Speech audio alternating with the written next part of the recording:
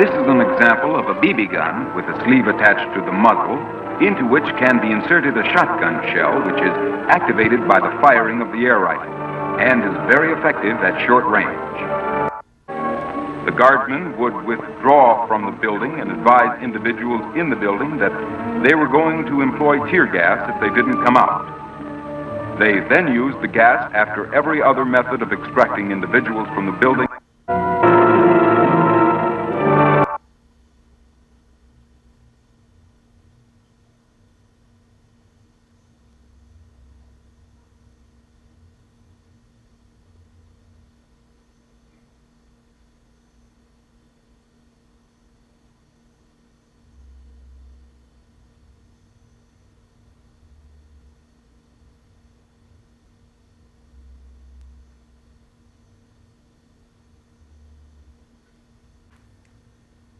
Weapons taken from the rioters and looters. The weapons were brought in, identified, tagged, classified, and stored. The number and types of weapons was truly amazing. Among the weapons confiscated were a great many Molotov cocktails of the simplest yet very effective design. It is estimated that the majority of these weapons were obtained during or immediately prior to the rioting activity, and certainly a great many of them were actually stolen or looted from the buildings in the area. 8,000 officers and men to quell the riots. Of these, approximately 400 were Negro guardsmen, whose performance of duty in this explosive situation was outstanding. In retrospect, the riots were the single most devastating disaster to befall Los Angeles in its long history. The total cost in misery and unhappiness can never be calculated. One of them, truck driver Reggie Denny, was taken to Daniel Freeman Hospital in critical condition. Nearby fires soon erupted. Then it was looting. And fueled by rage, the lawlessness spread. At one point, fire officials counted 24 separate fires in the city of Los Angeles. And Normandy, to see if he could be of any help. Very interesting conversation. Let's listen now to what Williams described happened earlier this evening. Bricks and rocks, bottles were being thrown at cars that were passing, of course, cars with Hispanics, Asians, and Caucasians in them. And I was there, and a man came through the intersection in a Bronco 2, and several bricks hit his window simultaneously. His front window shattered. His vehicle stopped. Many people busted his side windows. Two men climbed in and began beating him in the face with beer bottles. I was able to get through the crowd that had surrounded, was kicking his truck and hitting the man, and I was able to get through and pull him out of the truck, and I pulled him across the street, and some things were thrown at us, and then he regained consciousness once he got across the street. People said, "Don't bring him up in here, don't bring him in my yard." He was an Asian man. Finally, I got him about 3 blocks away, and I laid him in the grass and was applying pressure to his wounds. He was cut very badly in the face. Why did you go into that area where there were troubles twice this evening? You know, I was coming from the gym. I heard on the radio that some innocent people were being beaten. I understand the anger. I was angry, but, you know, innocent people. And so I went thinking that maybe I could help someone. Maybe I could, you know, stop someone from throwing a brick, or maybe I could, you know, help someone. And I was able to help, you know, this guy. And that was things ain't the same. And the girls will make how much money in a night? Well, it all depends, you know what I'm saying? It could be from, the sky's the limit, you know what I'm saying? It could be from 0, it could be a million, the sky's the limit, you know what I'm saying? You never can say, you know, I ain't never seen nobody who just tell them go get something and come home. I mean, at least not me. What's the craziest thing you've seen in all your years of doing this? The craziest thing is when I was in Hollywood back in like 1981, and it was this good pimp, I forgot his name, and his girl left him, and you know, kind of drove him crazy and everything. I was young in the game, kind of drove him crazy and everything, and we came back, and then I come back like 10, 15 years later, and the man was still on the same corner waiting on the chick to come back. Yeah.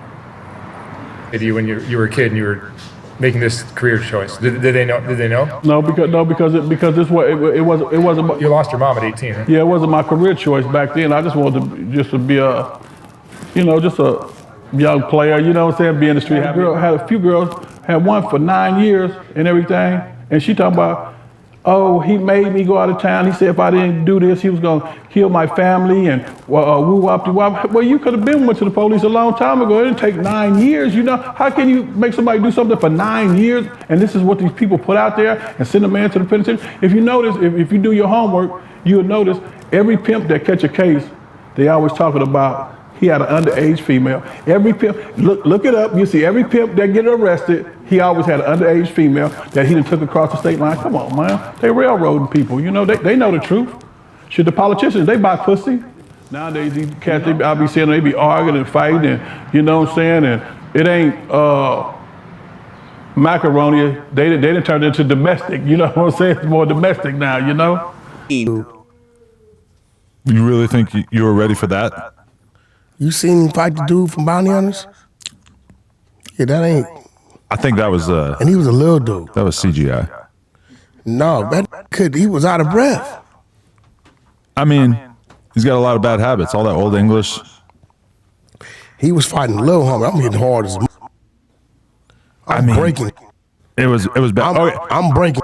You tell me, what does Crip Mac have to expect from the feds as compared to his previous experience? The level of seriousness, it goes up. And it's now you're not dealing with just California Hoovers. Oh. You dealing with the Hoovers that's across the globe. He get in these feds and he gets somebody to take a liking to him. You know, one of these groups, one of these Hebrew Israelites, one of these Muslims, NOI type guys.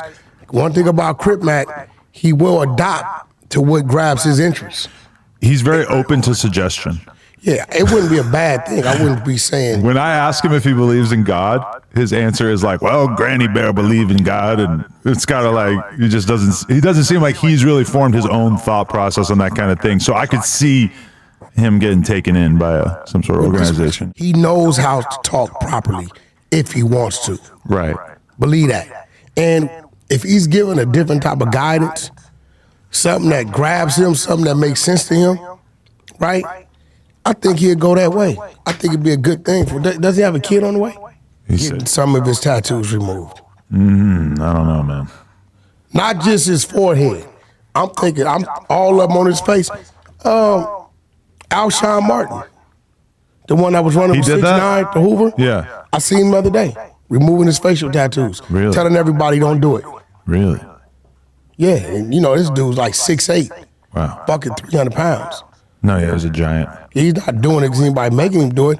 He's getting older, he's getting This is wiser. the first time that we ever sat down. Can we lay the story of the early days of J Diggs before we get into more current events? It seems different though down where y'all from. Like it ain't gangs, it's blocks. Yeah, it's Everybody neighborhoods. Crews, it's neighborhoods. It's neighborhoods. It's They don't neighborhoods. really like gang bang. You know what I'm saying? It's families. It's not a blocks. Crip and Blood thing in the Bay Area, bro. It's where you from, what city you from, what neighborhood you from in that city. And that's what it always been, bro. You know, we had to, for years, it's crazy because for years, bro, we had to really, you know, we one of the few neighborhoods that's a real neighborhood that don't got that. We had to fight that out our hood for years, our section, the Bay Area, you know, we went through a lot. It wasn't like the flags didn't come down there. They used to try to come down there flagging and doing all that. Yeah. But it was up to us as the older OGs. Even my son, them, you know, we had to jump out on them at one time. Like, hey, nah, we're not doing that out here. Don't Really? start that. Bloods and Crips were trying to take over blocks over there, and the blocks so kind much of as trying to take over, just the following. The influence. The influence. You know, everybody seeing it. Everybody want to be part of it. Everybody got a cousin from somewhere. They come down to the neighborhood, and he hanging in the neighborhood now. So we had, you know, time where the neighborhood had to go through some, make sure that, you know, that this don't get took over. You know, it was one of them things. But here to this day, the Bay Area has never been known for Crips and Bloods. It's always been a neighborhood thing. Even though they'll say cousin, but yeah. But no, it's not. In the same sentence, in the same damn sentence. Yeah, in the same sentence. It's true. Very confusing.